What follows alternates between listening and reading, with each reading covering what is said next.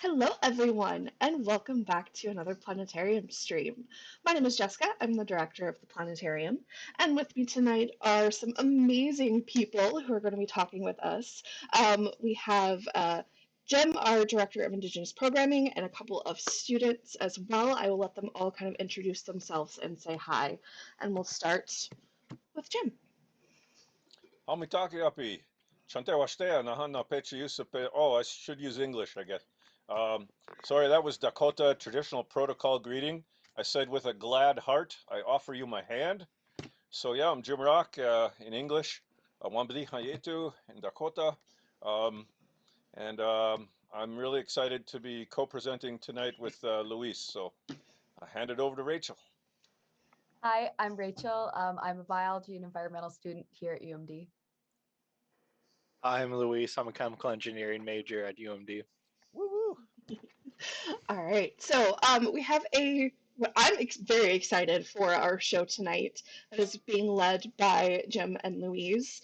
And I'm gonna hand it over to them. One quick note before I do.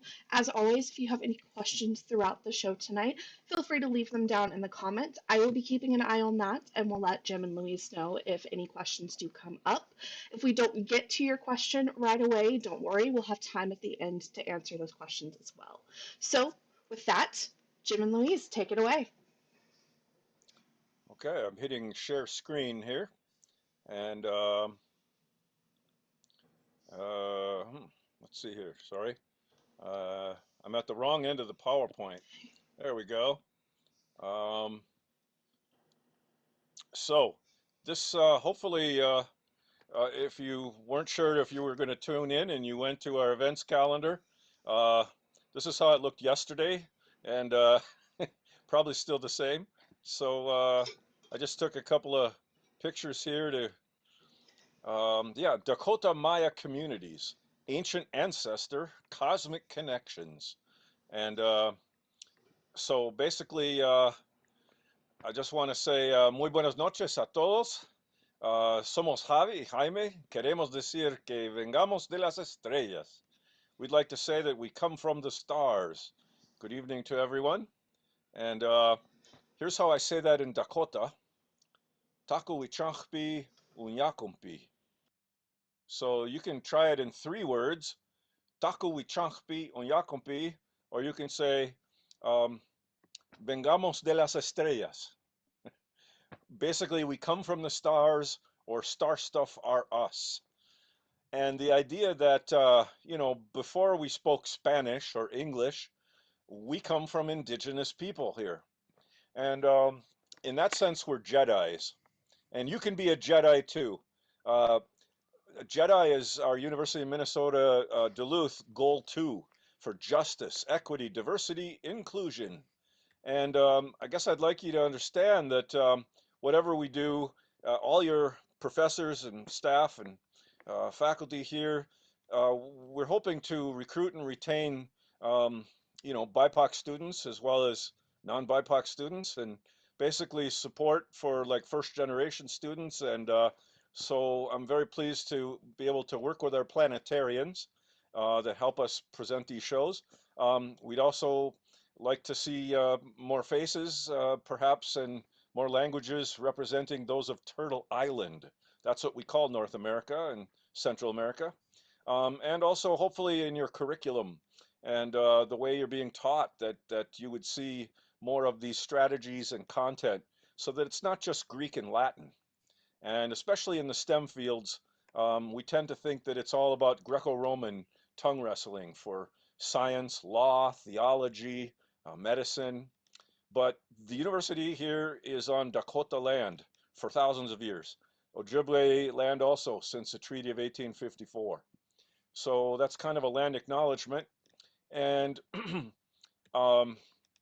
so Luis is Maya and I'm Dakota, and we're indigenous planetarians. We love the word planetarian. It kind of means that you live on a planet, but actually it means that we get to show our planet. We can show the stars from the Earth and the Earth from the stars. Look at that blue border at the bottom there. Do you remember December 21st, 2012?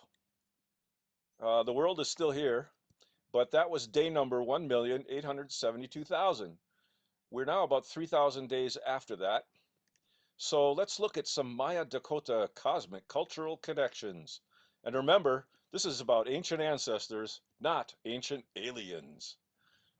We were smart enough, we were good enough, and we're relatives. So, I mean, I'm not saying there isn't a mothership out there somewhere, but okay. 3344 days ago, that was 9 years, 57 days, when we crossed into the new Maya calendar period.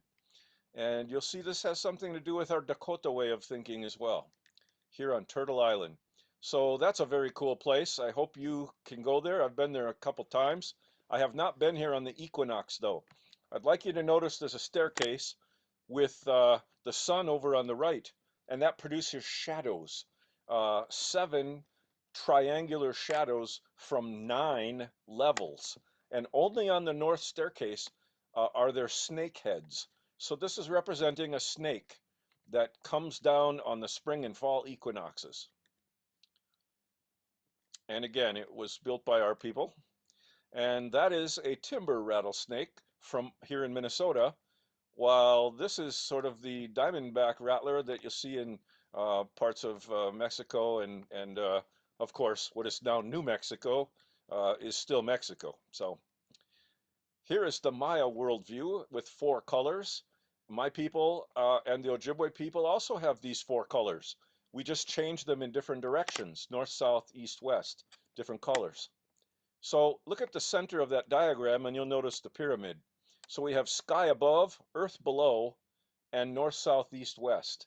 That's the 6 directions.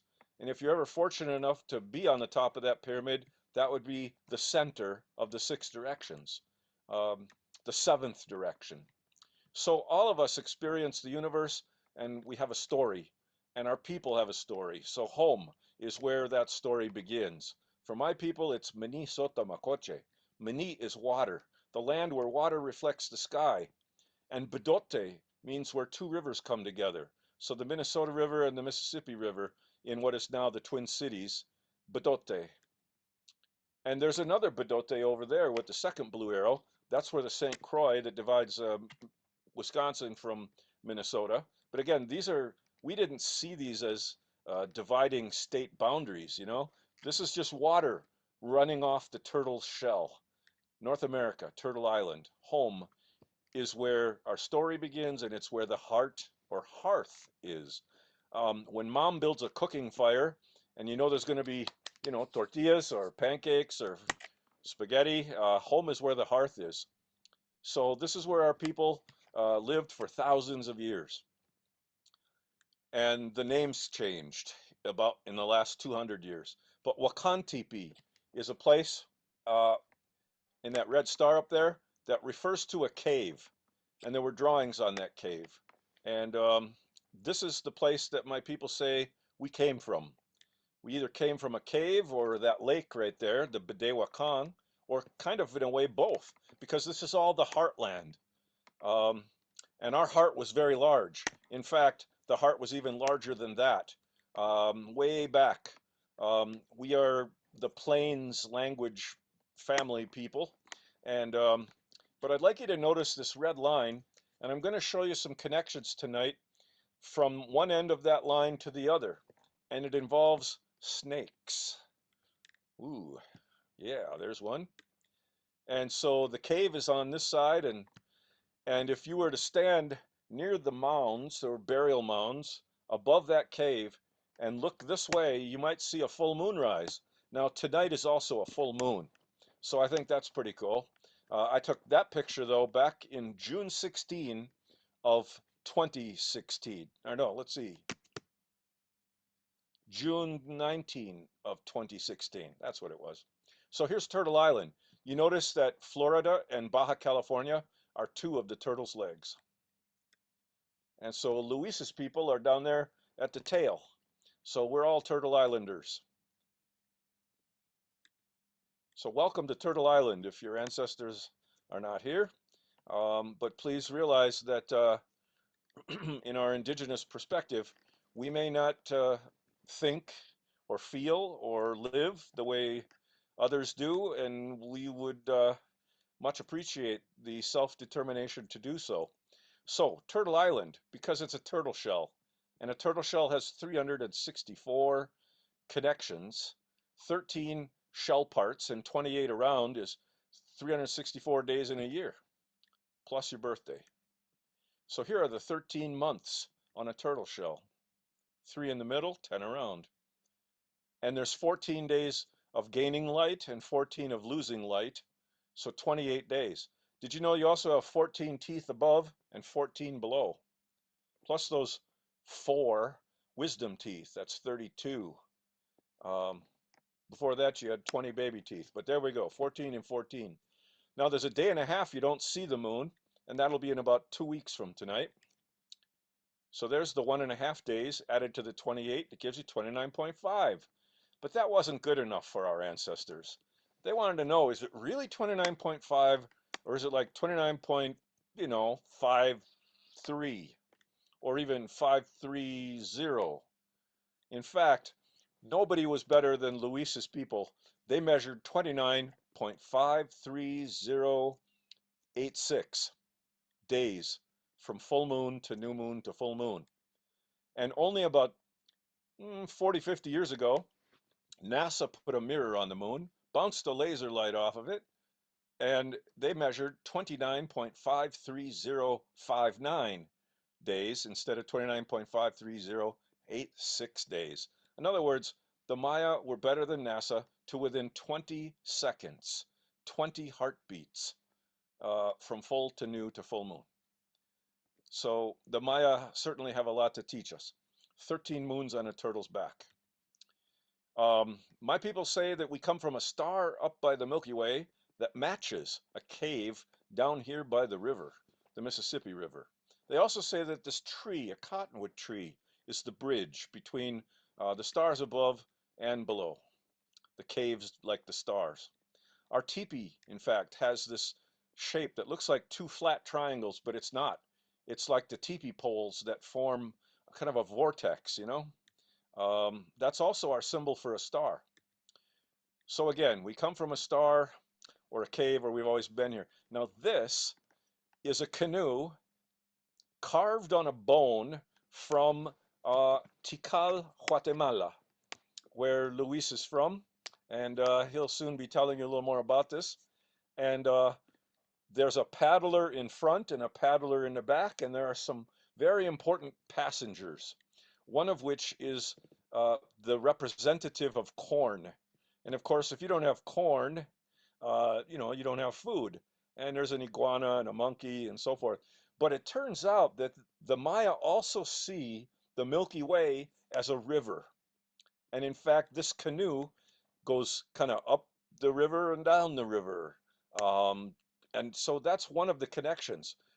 My people here in a very watery place have canoes, and we also think of the Milky Way as reflecting a river. So, this is not quite where Luis was going to jump in, but I'd like him to perhaps tell you a little more about himself and why this picture is very personal to him. Hi, yes, this is a surprise slide. But no, so the picture here that Jim is showing is painted by my mother, who I believe is on watching this stream. So, hi, Mom. Um, so I was talking to her this last weekend when I visited her, and we were talking about her paintings and how some of her paintings had like meanings and mythology behind them. And I pointed to this picture that we have in our living room, and she kind of just, I didn't exactly know too much about it, but then she started explaining how the canoe is a metaphor of just life, where it's the Milky Way galaxy taking you from the underworld to life and back again. Kind of just a big cycle. Just how if you watch the Milky Way at night, you can see it kind of just loop around as it goes, as everything turns around the North Star. And so I thought this would be a really cool idea to put into this slideshow. So that, yeah. Yeah, so you're saying this was, in fact, not just in a way created by your mom, but you and your mother represent your ancestors. Is that right? Yeah, could say Oh, that. And amazing. Don't we also, all represent our ancestors? Wow, but this is incredible. Beautiful. another comment that can be made is the you see three peaks in the back on a lake, and this is brought back to Lagoitlan, which is one of the biggest lakes in Guatemala, and so it's just like a main pillar, or there's a point for three main pillars that Jim will be talking about sometime in this presentation All right. as Oh, well. that's a good tease. All right, thank you. So there are the diagram as carved on a bone. I have been to Tikal, and um, these what I'm about to say is that when I think in Dakota and when Luis and Zamara think, of course, as our ancestors want us to, in our own languages, with our own symbols and stories and music and flavors, we hear and taste things in common. Um, I'll just give you well, a couple of teasers. Wamana heza, wamana heza hu, itzamana, itzamana, wamana heza, wamana heza hu. So I gave you two words here. Added a little something on the end of, and so one of those words is Maya and one is Dakota, and they're describing somebody in this canoe. Okay, so we all live under the sun on this planet. And you know that we have more hours of daylight in the summer than in the winter. And it's equal day and night on the equinox, only 2 days a year. And so the sun rises exactly in the east, sets exactly in the west, only 2 days. Of those other 365, it's kind of moving from the east to the west, but slightly south of east, slightly north of east. It's rocking back and forth, you know? And so I've been teaching, oh, I don't know, for about 40 years, probably too long. Oh man, how did that happen? Anyway, these are some of my former students at what is it, Augsburg or Hamlin or University of Minnesota Twin Cities or Fond du Lac Tribal Community College. And this is down in St. Paul. And I'd like you to notice there are two burial mounds with the sun lined up exactly between them and that tree. And so if you look behind where I'm standing, there are shadows on a brick building. Now, my people did not build pyramids as Luis people did, but we have burial mounds. And these are right above the river. The river is just below that bank right there. We're several hundred feet above the river of Mississippi. And there is a caves down in below that. So it turns out if you wait another, well, this is March 20, sunset. And then if you go to June solstice, about June 20, sunset, you know it's not at 270, but 305. So now can you see where the two red arrows and those inset pictures show you? Again, that the sun rocks back and forth on the east rise and the west set in an X shape. X marks the spot, and you're the spot in the middle. You just have to get up early and stay up late and watch it. And if you do that for, oh, I don't know, 100 years or maybe 26,000 years, you pay attention the way your ancestors did. Things happen here. And the sky's not always the same, and it's certainly not boring. And so we say, Badota etang wichangpi waziata. I'd like you to look to the North Star if you're standing at Badote, looking north. North Star as seen from Badote. Waziata means north. The names in the map around here are misspelled. Like that one, they spell Wyzetta. If you're going to spell it Wyzetta, shouldn't it have a question mark after it? Like W-H-Y, Zeta? Hmm. No, it's Waziata. Waziata. Okay. Waziatakia, toward the north. And you'll notice that the Big Dipper circles around, pointing to the Little Dipper circling around from the last star in its handle, which is now Polaris, the North Star. And some of these are the things we put in our book. My co-authors of Vedette Lee and Charlene O'Rourke, and that's where some of our maps come from. So it's been wonderful to meet Luis' mom, and later he'll tell you that, you know, these art visualizations tell stories that are way better than all these words we're trying to use. And so we can now put that on the planetarium ceiling. It's not a flat painting. We can digitize it and fly out there. And so there's a thunderbird at the center, and turtles, and snakes, and oh, thunderbirds and turtles and snakes. Oh my. And you know, we Dakotas and Maya have thunderbirds, thunder beings, turtles, and snakes. We have many more ideas in common, but I'm just going to focus on a few. 16 stars in our Dakota snake, and there's our thunder being and our turtle. 4 stars in the turtle, by the way. Can you find it? There we go. 4 stars in the turtle. There's the Milky Way. And oh, here's some falling stars again. Actually, again, it says Wichankpi. Wichankpi is star. Unyakumpi is we are. So we are the stuff of stars. Talk like Yoda, we do. Stuff of the stars we are. So there's going to be a quiz if you can fill these in later. Just kidding. Okay, so it turns out that the Thunderbird is up there in the top center of the sky. And what you need to know is Polaris is not always the North Star. That yellow place at the top of the circle, no, no, no. Polaris isn't even that bright. We just marked it clearly in yellow for you. But if you stretch the wing of the Thunderbird a little more, you'll see a star at the Thunderbird's wingtip.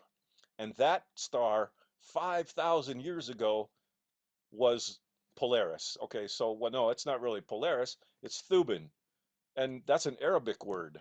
So we didn't call it that. We called it the Thunderbird's wingtip star, which was the Waziata, Wichankpi Waziata, the North Star. Now, when the Thunderbird blinks their eye, lightning comes out. And I can only talk about this during this time of year when the thunders are sleeping. And you don't want to get lightning struck. And in fact, in the Maya world, it's the same. You don't want to be up on a pyramid when the thunders start coming. In fact, many archaeologists and tourists, and perhaps even some of the Maya leaders, the royal leaders, uh, that's a powerful way to go back to the stars to be hit by lightning. But um, we had a very famous Minnesota uh, archaeologist who was on a Maya pyramid, and that was his last. Please notice that the Earth wobbles. It doesn't just spin and circle while it's tilted. It spins, it circles, it's tilted, and it wobbles once in about 26,000 years. So it has different North Stars depending on when you look at it, but right in the middle is our Thunderbird. And here's another way to see that, okay? So it's like a wobbling top, or perhaps teepee poles. And those teepee poles, we say, have the Thunderbird looking right down inside them. So it's kind of an analogy, a metaphor, that we've been here living in teepees for perhaps 26,000 years. Now, 13,000 years ago, it was a little icy. In fact, a mile or 2 or 3 thick of ice. We called that glaciers. So we went down south, probably down, we visited Luis, down there in the Maya world at those volcanoes. Of course, if the glaciers come here, we go south. If the volcanoes go off there, maybe folks come north. Maybe we all hang out in today what is known as New Mexico. So we share these traditions. And would you notice this Polaris, Vega, and Thuban, kind of like a triangle of maybe 3 volcanoes? Hmm, 3 teepee poles, 3 volcanoes. And then look at the heart of this Thunderbird where 2 triangles come together. And by the way, there's the North Star at the Thunderbird's wingtip. And then those aren't really 2 flat triangles. That's just a 2-dimensional representation of a star on Thunderbird's chest. The heart of Thunderbird, or you could say heart of sky. And the Maya say heart of sky as well. This is NGC 6543 is the European way of saying the Cat's Eye Nebula, the Snail Nebula, the Sunflower Nebula.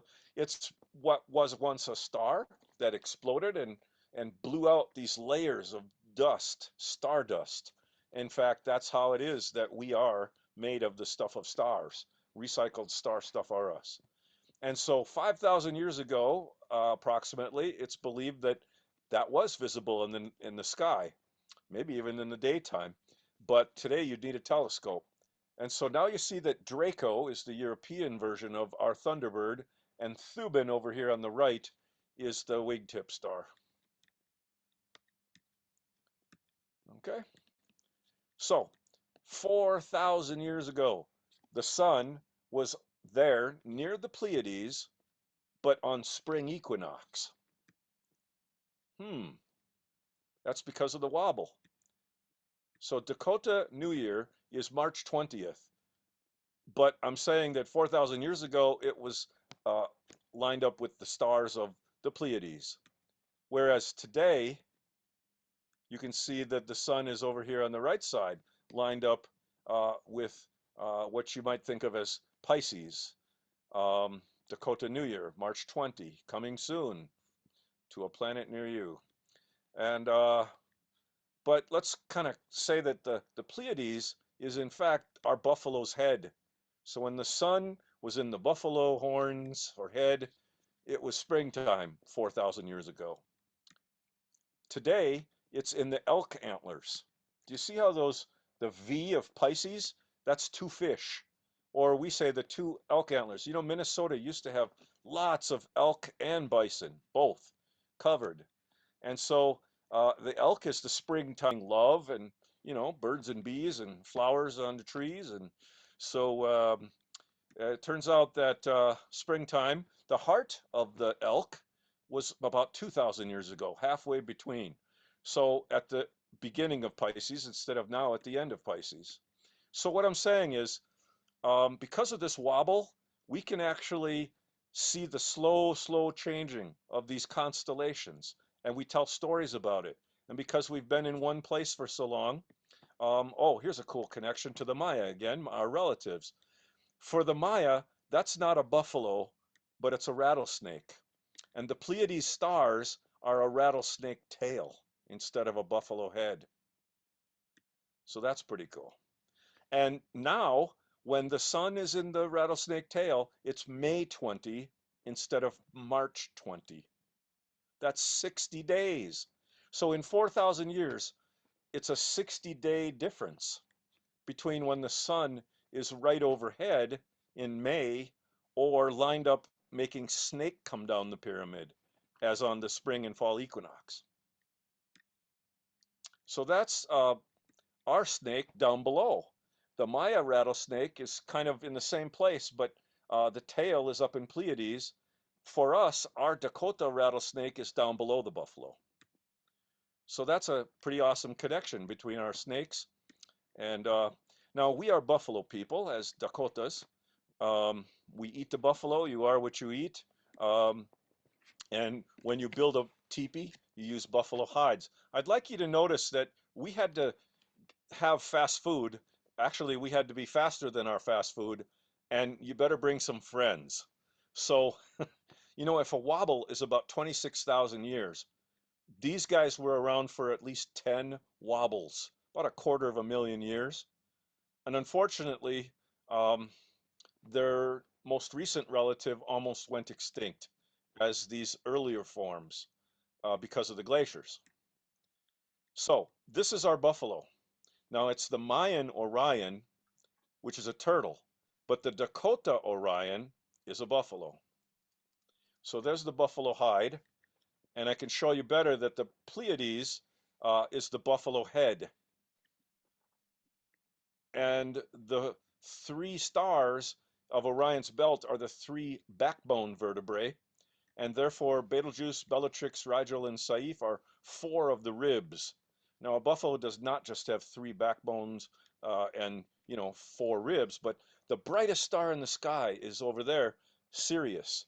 And of course, those three backbone stars point down to the tail and up to the head. If you're Orion, that just means they point down to his faithful dog, Sirius.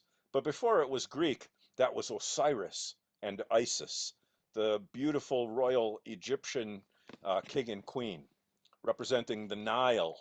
And the Nile River is the Milky Way, which is right there between Sirius and Osiris, Orion. So you see our three buffalo backbone stars, which also represent three teepee poles.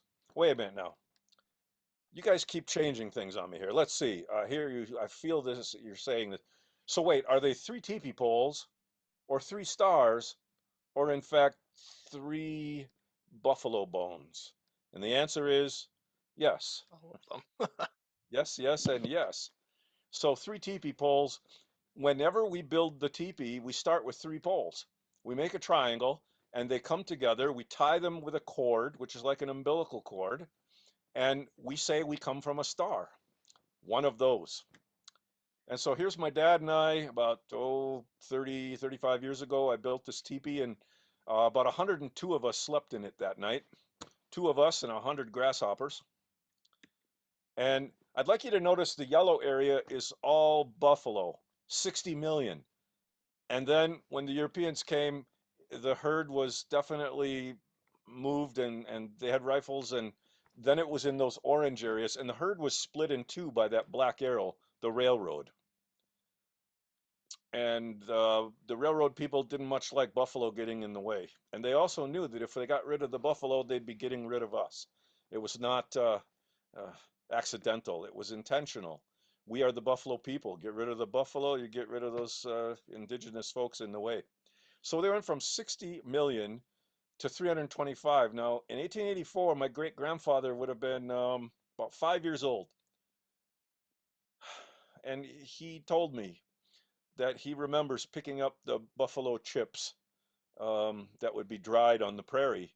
They were still, it's the excrement, but you can burn it. Now, when you're out on the prairie grass, you don't have a lot of trees. So that's very valuable. But they're back up to about less than 500,000, maybe 1%. But I doubt we'll ever see that again. And this was our entire way of living. So star stuff are us. Buffalo star stuff are us. In fact, it's my dad's name. Tabadoka Sapa Itokap Najinshni.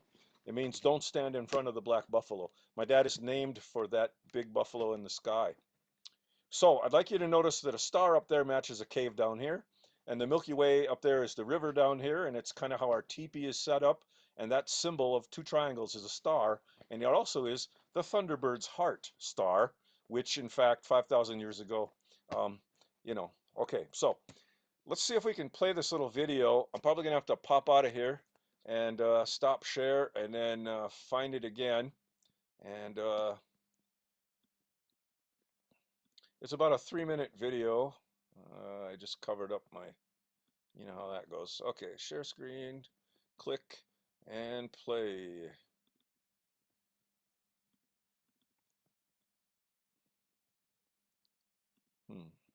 Wait a minute now.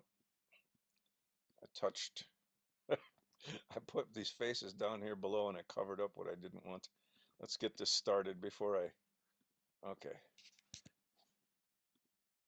Okay, now try again. Okay, it's selected. I hope we get the audio through this time.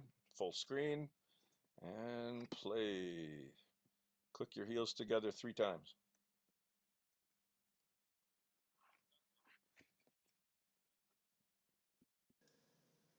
I'm not getting audio. Oh no. Did you click the share sound? Yeah, I did earlier before we started. Um, let's see. So let's try stop share, go back to share screen and find oh, I have to redo it. Okay. It unclicked itself. Okay.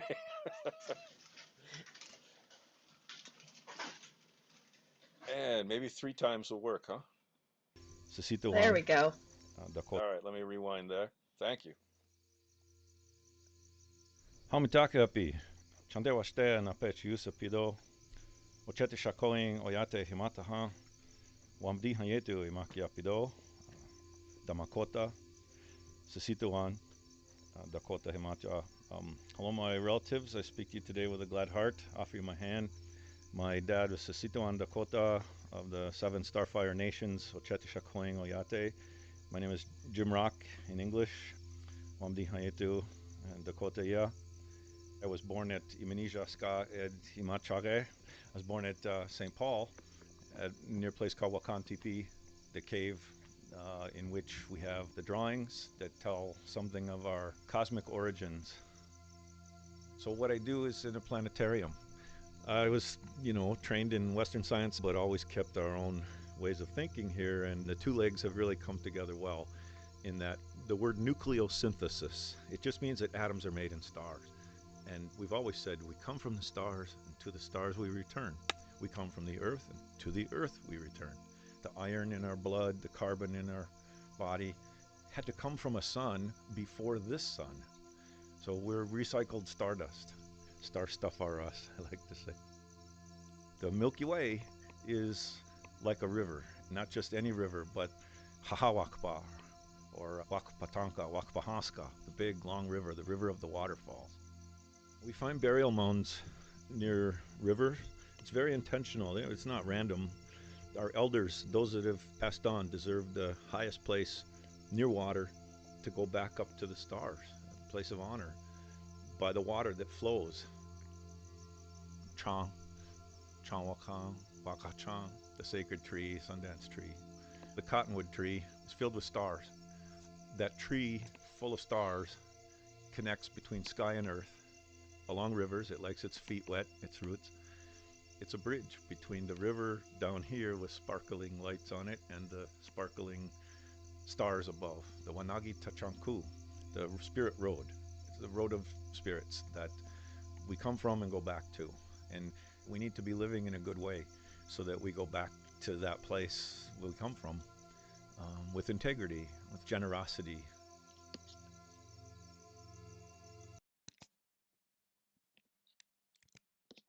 Okay. Hope that audio stops there. Okay, so just very quickly here, I want to get to Luis, but I better a couple more slides to pop on here and then share again in just a second. Here we go. Okay, can you see the cottonwood tree? Yes. Okay, Chanwakang. Well, for my relatives, the Maya, it's not a cottonwood tree. Actually, in Arizona and New Mexico, for the Apache, it is a cottonwood tree that represents, again, that tree of life, the Milky Way. But in Mexico and Guatemala, and it's the Seba. And so we have a story of how that little five-pointed star got in the cottonwood tree, and my grandmother, my dad's grandmother, I should say, lived to be almost 100, 8 days short of 100, and she would tell that story to him.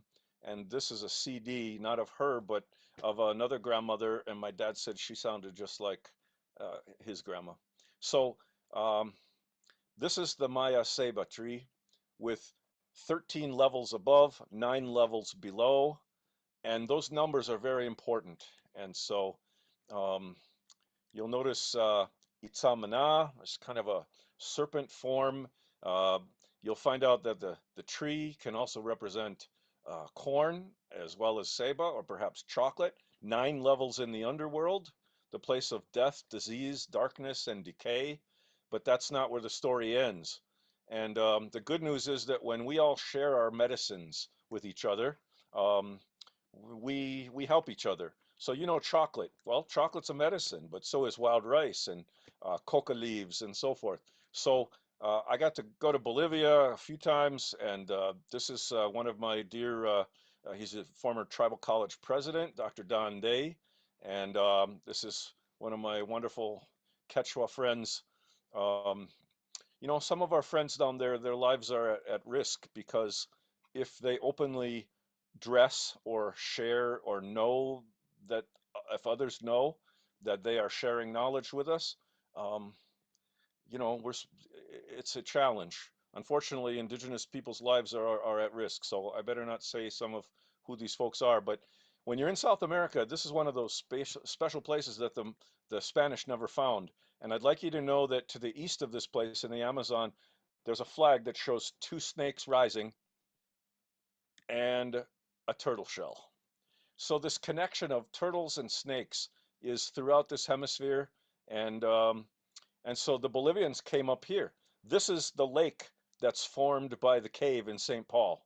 So we went there, they came up here, and when we heard things in common, we realized, wow, there must be in between. If that's 4,000 miles away, what about 2,000 miles away? Well, that's the Maya people. And we built mounds and so forth, mounds in the shape of snakes or bears.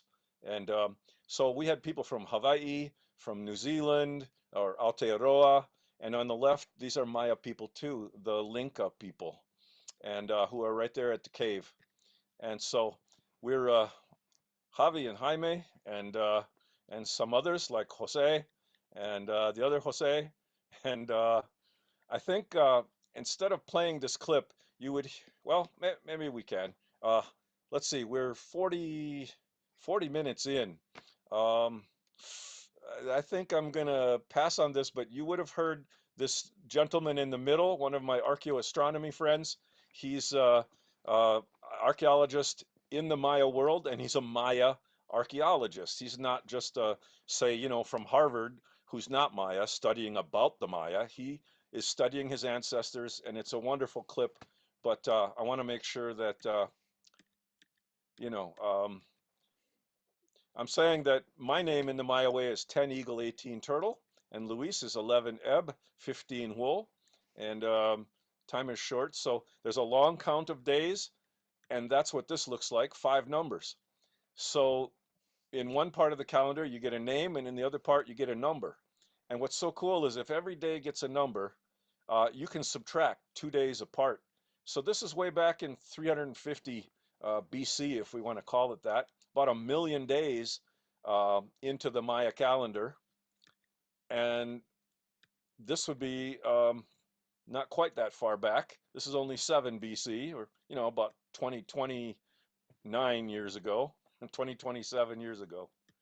Um, and in fact, if 7 BC was when the Jupiter and Saturn star of Bethlehem got together, you can see they're not quite together yet, but perhaps a few months earlier in May, they were a little bit closer. And you know that we just watched this again in 2020, 8 years after the Maya 2012. So I'm just going to click ahead here, and there we go. And I'm going to let Luis ask you at this point, what do you think would be the next pattern? Yeah, so judging by what we just learned from Jim, that each day has a number, what would the following day be? If you want to comment or just think in your head, that's completely fine. Type it in the chat. There is a quiz.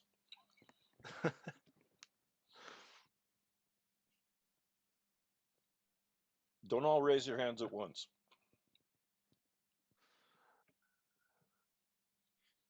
Okay, you want an answer? Tell me when to click here, Luis. Nope, go for it. I'm ready.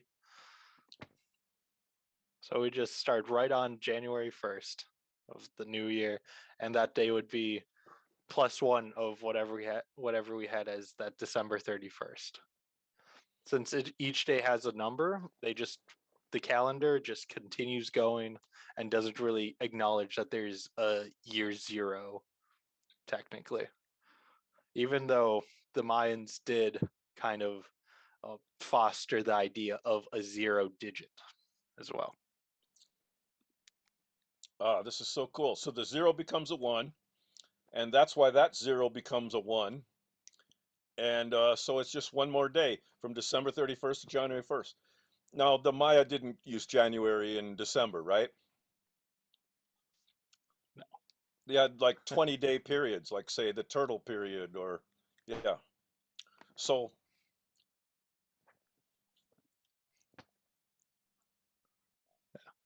Oh, ooh. make another Okay, guess here. So yeah, guess this will be another, what, 300 days in the future from this time? Looks like 354, in fact. Who knows what that could mean? See, 11 days before the end of the year. Hmm. Is there So anything special about that day?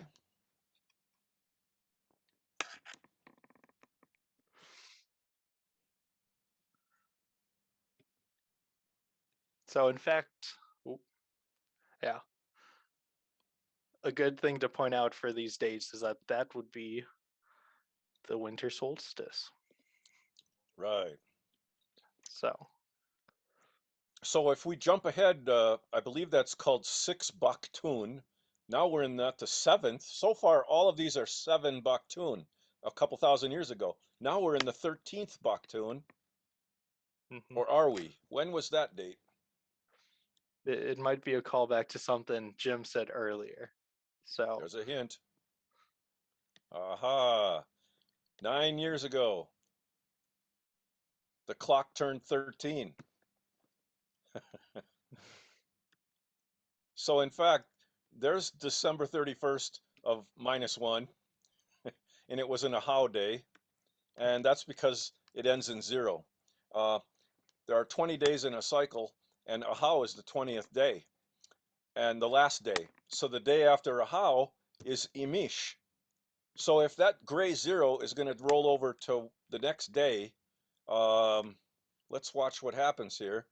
There's Imish. From Ahau to Imish. And then it's January 1st of the year 1. And it turns out that is a 1. I mean, what we're saying here is um, from BC to AD, in science, we don't really measure that way. But if we did, the Maya calendar did roll from the last day of a 20-day cycle to the first day, from December 31st to January 1st. just Luis and perfect I were just, timing almost. oh man, we were just shaking our heads a few hours ago going, wow, this is so cool. Hmm, makes you wonder. So, um, so moving ahead, 2020 years, here we have the one 9 years ago. And it turns out this is a recreation date. So sorry, I'm talking over you here. Oh, no, you're totally fine.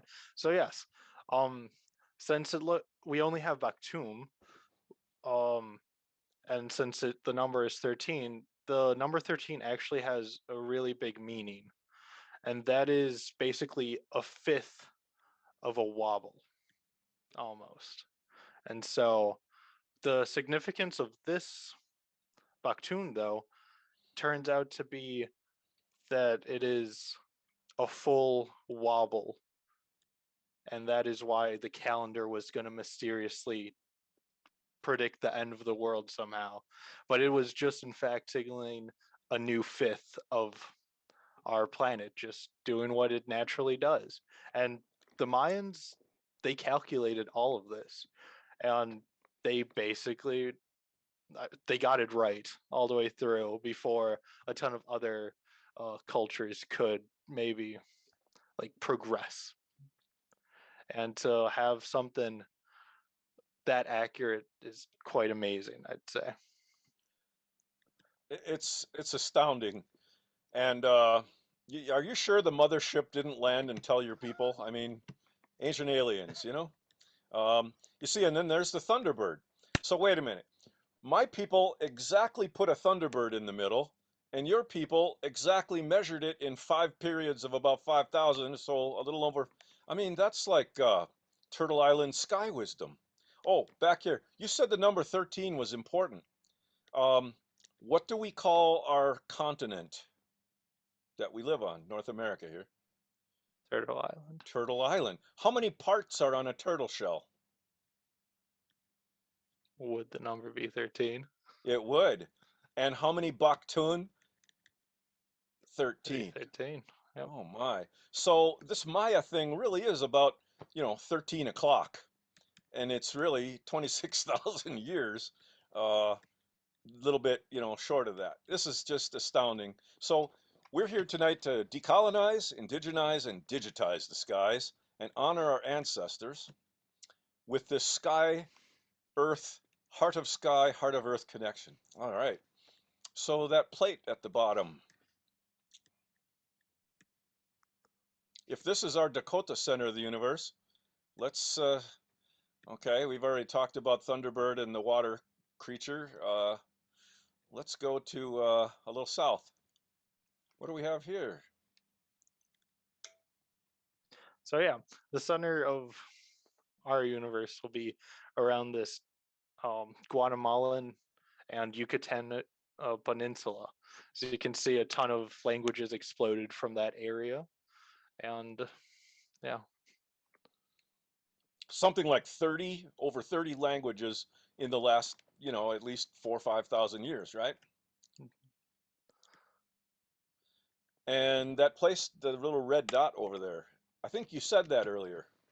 yes. So this is Lagoitlan, or Lake Atlan, and so geographically, this used to be a massive supervolcano that has since died off, and there are you can kind of see the picture or from the picture.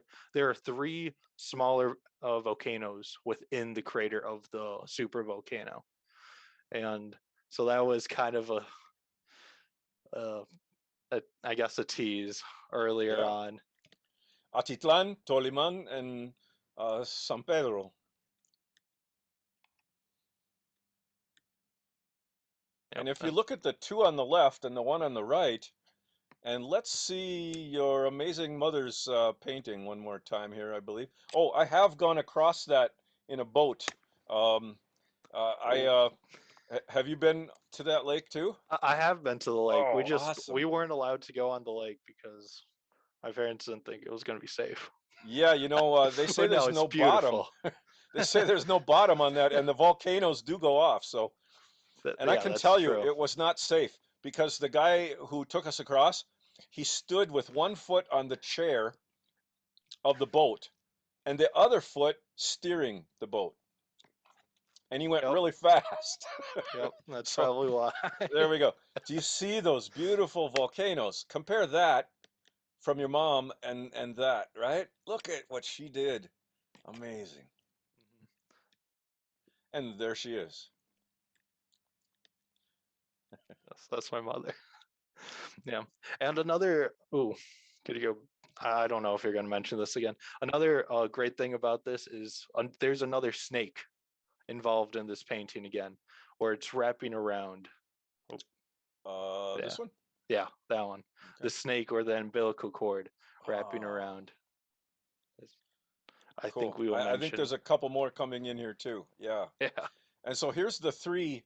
The bottom of this plate has a triangle. Again, is that for the three stars, the three volcanoes, uh, the three teepee poles, the three buffalo backbones, the heart of the buffalo, or the fire, the hearth? Because when the Maya mom or mother or grandmother puts three rocks, they call Oshtunich, and builds the fire, and then you have the comal and the tortillas, and so you're going to have some good food. And so this picture says so much on this plate. You want to tell us about this story in one picture?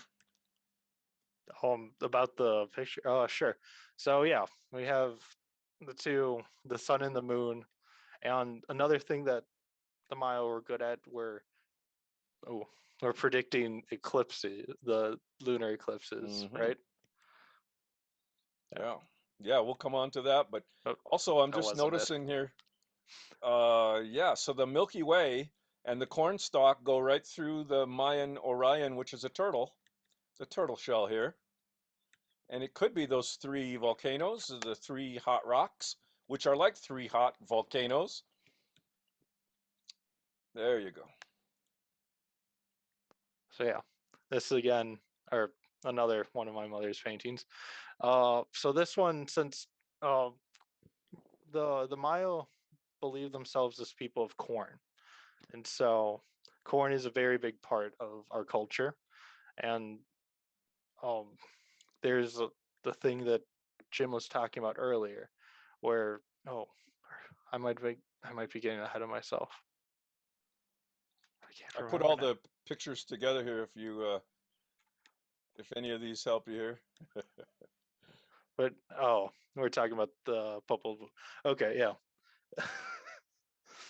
And Yeah. so the whole story from the last photo, yep, here, is that we have Unapu and Ishpalanque, who are hero twins. And so each one of them represents some sort of celestial body, which here we have the sun and the moon. Yeah. And they're twin brothers. Yeah. And who is this guy in the middle here? Oh, I'm blanking. You have to Sorry. save me this one. Well, you see down below, that's a turtle shell. That represents Turtle Island. So that's the Earth. And there's a crack in the Earth. What would possibly grow up from a crack in the Earth? Well, a corn stalk, right? Because your people say that we're made from corn. My people say we're made of buffalo. On the other hand, what do the buffalo eat? Yeah, corn, see? So, Yep. you Great. brought, thanks to you, you gave us corn. So we didn't have to chase big hairy buffalo around with pointy sticks all the time. So, what's really cool is that story is bringing their father back from uh, the underworld. He died, but death didn't win. They play ball, and we're going to get to that part very quick here. I know it's been about an hour, so these are scenes of what happens when Blood Woman says, "What is this head in a tree?" And and she becomes pregnant, and she gives birth to twins. And this painting I love. You want to say a little more about the cord, please? So yeah, this is a birthing cord, and just as I mentioned in the one of the last pictures or paintings, it represents just the snake, just life coming through, and as well as we also have the grandmothers or ancestors around us at all times, taking care of us and supporting us. And so this, I mean, I'm sure my mom could talk a whole lot more about this painting, but it's just the whole structure of life coming from death at the same time Uh-huh. that you're living. It's all just giant circle. Birth and death. And so, in other words, I was born at that place of burial mounds. But you mean, as I look at her belly, those are pregnant birth mounds as well? Mother Earth giving birth? And the cave beneath those Dakota burial mounds is actually, and in that cave ceiling were drawn snakes? Hmm. And the snake is like an umbilical cord that comes The down the snake. pyramid. And so, you know, it turns out that, yeah, like you said, this would be a representation of perhaps an eclipse in the Milky Way, which happens only every about 18 or 19 years. And that's why I believe there were 18 burial mounds and then 19 burial mounds along the river on that bluff. And so I'm wearing this around my neck right now, and it has 18 or 19 if you count the one in the middle, 9 plus 9 plus 1. And it's a way of predicting eclipses. And I could tell you the math, but we're out of time. But I just think it's kind of cool that 32 days starting tomorrow until the March 20 equinox. We have 12 days representing the the black pentagons, and 20 days of March for the white hexagon. So your people played a ball game. Yes, we did. And so I'm going to flip through these days here so we can get to the ball court. And in fact, there's the 12 black pentagon days. And then we'll go to the 20 white hexagon days, one day at a time. 13 darkness, 1 lizard, 2 snake, 3 death. See, death is part of life. You could be born on a day of death, but it's all part of the circle. 5 rabbit, dog, monkey. I think I know somebody who was born on tooth there. Yeah, that's pretty. Yep. And corn and jaguar. Yeah. And so, this says that on March 18th, I'll be 64.9980 days. And then the day before the equinox, I guess I'll be 65.307. And then finally on my birthday, which is not just my birthday, but it's Dakota New Year. It's also the day the snakes come down your pyramid. And it's, there we go. Hmm. So in other words, the umbilical cord for me was cut, but you're saying in your mom's painting that cord that comes down from the snake stars above lines up with the Pleiades. Wow. And hmm And I and think so, it's cool to mention that there are like over 18,000 combinations of days. man. So you So, have to wait 52 years to get your birthday back again. yep. Yeah. And yeah, so here's where March 20 and you get snake shadow. But then on May 20, 60 days later, no shadow at all. So what do you do with the corn between these 60 days? What are we waiting for? You're waiting to plant it. Plant it. So the rains come, right? For And the what's rains or for the grounds to thaw. Yeah, because up here in Minnesota, you can't plant corn until my great grandma said uh, oak leaves are the size of squirrel ears. And that means the frost is out of the ground about May 20. You see how your system is our system and our system is your system, and we have snakes in both places, and 20 days at a time, and it's sort of like a ball game, and we have to watch the angle of when the sun and the moon rise, and that's what I did, and I guess that's what the James Webb Telescope is trying to do, is get way back to day one of the ball game, and this is 380,000 years, or about 139 million days after the Big Bang. So the ultimate day one we might learn about in a few months here. But if you go back to the way beginning or the big inning, the Maya did play a ball game. And here's the Maya colors in the directions, and blue-green at the center. And so your people have a turtle where my people have a buffalo, and your people have a snake where my people have a snake. And when the sun is there, it's kind of like the ball going through the hoop, whether it's a basketball or a baseball or a soccer ball. Okay, we're gonna have you finish up by talking about this ball court here just a little Oh bit. yeah, this ball cord here is an old game that the Mayas would play. It refers back to the Popol Vuh too, where the uh, twins had to play a ball game against the gods to win and advance. And so the cord is shaped like an eye. You can't touch the ball with your hands, and you have to get it through a hoop that's I think like 20 feet up in the air. Yeah, it's actually impressive, and yeah. So yeah, So yep, in the 32 32 days again. days, 32 days from today, there'll be a special uh, ball game played, perhaps, like there would have been um, at Kukulkan Pyramid. And this is not at Kukulkan, but Washaktun. And that little pyramid upper left is now the one in the lower center. So help explain this if you would. So yeah, this is actually a great architectural feat, I think, just because you don't see this at all ever now. But so between the solstice and equinoxes, the sun will show up behind uh, the temple depending on which day it is. So it kind of just goes back solstice, solstice, equinox, solstice, equinox, depending on the day of or the time of year. So So I believe yeah, the archaeologists call this an E group. Who knows what, the Maya did not call it an E group. I can say they did that, right? not. They No, definitely did not. no, come on. Why don't they ask your people instead of, waiting for the mothership to land and teach them? It's like, yeah. So there are the three places in the background you can see there, which they label E1, E2, E3, EI, EIO. Um, okay. So your people made pyramids, my people made mounds. And on the equinox mound, it lines up. I think that's Yep. kind of a connection that we have, right? And then I noticed at 117 degrees, the moon was rising. And only every 18.6 years, the moon would line up right there. And it led me to 14 miles away, a giant snake mound over east of St. Paul.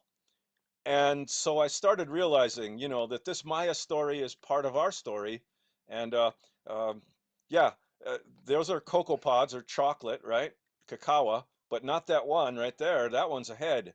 And that's the head in the tree um, that gets the woman to bear twin ball players who then bring back their father's head.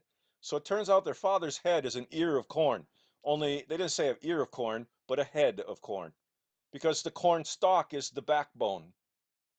And when you break the corn off the corn stalk, it's like breaking the head off the spine. You see, so thinking in an indigenous way, this is our Turtle Island Earth Mother, and it's a corn stalk Milky Way tree, and we're all, we are what we eat. And here's the ball game of the twin brother ball players who became the sun and the moon.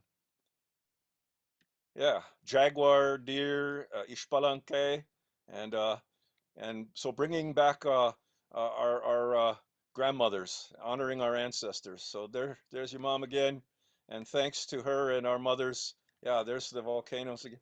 So I'm so grateful for this opportunity, and Minnesota has twin ball players too, and so pretty soon it'll be open season, uh, baseball, Minnesota Twins. We always say there's next year. So yeah, there's the cord and twin snakes. Once you know our story, you see it everywhere. So welcome to the Twin Cities, birthplace of the Dakota, and perhaps this is our cosmic womb. And inside, underneath those 19 mounds for the 19 years, we carved 4 snakes rising. And here's the finale. I found in a Maya book written 1,000 years ago a picture about 4 snakes rising. And yet this is in our cave. So are they talking about 4 snakes in our Dakota cave, or 4 snakes rising in the Maya counting system? Or are we really both talking about our ancestors?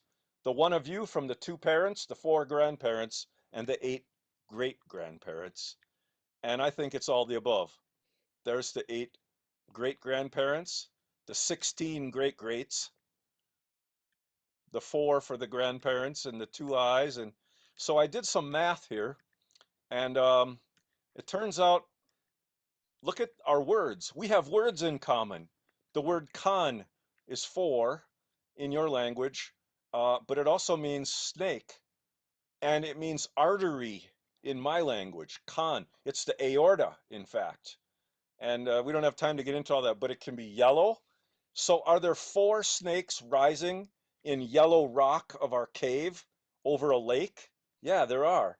And in fact, would it echo when you're inside a cave with water? And it would. And so I'm saying that um, this story of snakes and buffalo is written in our cave ceiling. And here it is. 4 dots is pronounced kan. Dot in a bar is pronounced 6 or wak. So wakan, wakan, wakan, wakan, and it echoes wakan, wakan, wakan, wakan, wakan, wakan. Wouldn't it echo if you had 4 snakes in a cave, which is like your mother's womb? Only they're not just snake, it's an umbilical cord. They're twin twins. They're ancestors. They're your 4 grandparents. And so 14 miles away, there's a giant snake mound that's almost 2 football fields long. It turns out it's about the same length as the Kukulkan ball court. And the alignments match up. And again, I think it represents an umbilical cord because it's 364 arm lengths from elbow to fingertip. You shouldn't measure in feet, but in Wichishpa. That's our way of decolonizing the measurement. So I'm just going to quit out of here, but this is what Luis taught you, and it's less than 1% error from how the Europeans measure the wobble. Only we've been doing it for thousands of years. So our goal tonight was to share some connections that actually involve 13 worlds above and 9 worlds below. I promised. What I realized was multiply those numbers and you get 117. In the Maya tree, multiply. And then remember there's 4 directions. So add the 1 level of the 4 directions. So that's 118. Now divide and what do you get? 29 and a half. Wow. So it's the moons, right? And so a snake taught me that. And so maybe I'm a Harry Potter slithering. I don't know. I didn't realize. Uh, but the moon rises like that every 18.6 years. I found out by using the math, we could predict an eclipse 6,795 days, 2 days early. And that's when the rattlesnake shakes its tail and warns us there's going to be an eclipse. So here's how I did the math, and we're out of time, but here's how there's snakes way down in Ohio. And maybe that's where Eli's going. It's where our Dr. Seeger is, but there's the big snake in Ohio. There's the snake in, look at that. You mean it's a perfect 630 mile and it goes right through more snakes in Wisconsin. There's snake mounds right there. So is it possible that our people actually measured these things? Yeah, because look where it goes right through. Cahokia Mound. That's the largest mound now in St. Louis where the Missouri and the Mississippi rivers join. Okay, now I've published some articles about this, but there's the pyramid and the caracol. And look what I'm noticing. Hemispheric alignments. Come on. Maybe it was the aliens. What do you think? Or were our people just really smart for thousands of years and something terrible happened about 500 years ago? I'd like to see it all come back, wouldn't you? So I guess we'll end there. And I want to thank you all for your patience. That took a little over an hour, but you know, we're talking 26,000 years. Very cool. I swear, I think I learn so much every time you do something. Even just talking with you on a random day, I learned so much. Thank you both Thank you. for putting this together and doing this. This was really cool to see and hear about, especially seeing all of the connections between the two, which is not, not something most people think about or know about, and being able to show that is very awesome. Well, this was actually a very sneaky way. I'm hoping that Luis won't leave us. Now, I know he can make a lot of money if he's a chemical engineer, but you know, who else can tell the story of the Maya Popol Vuh? You don't want some old Dakota guy who's 65 years. Come on, you know, you need to be here. I'm hoping. Come on, stay here. I mean, I want to keep I'll all stay of for a them. bit. I want to keep all of them. Come So. back and be a professor here, okay? So, yeah. Awesome. So we didn't have any direct questions, but we did have lots of like reactions and some people in the comments saying thank you. And so I just wanted to reiterate that this was really, really awesome. Okay, well, I know this has been a little bit longer than our streams usually are, but this was fascinating. So thank you to everyone for sticking around and learning some cool stuff with us. Thank you again to Jim and Louise for putting this together and sharing their cultures with us. So tune in again next week and we'll give you part 2. No, just kidding. Just kidding. But if everyone enjoyed it, I'm sure I could talk them into doing something else again. Probably. Okay, before we sign off, Eat some chocolate. Yes. Before we sign off, just a very quick, here's our schedule for the upcoming week. On Saturday, we're doing another edition of Ask an Astronomer.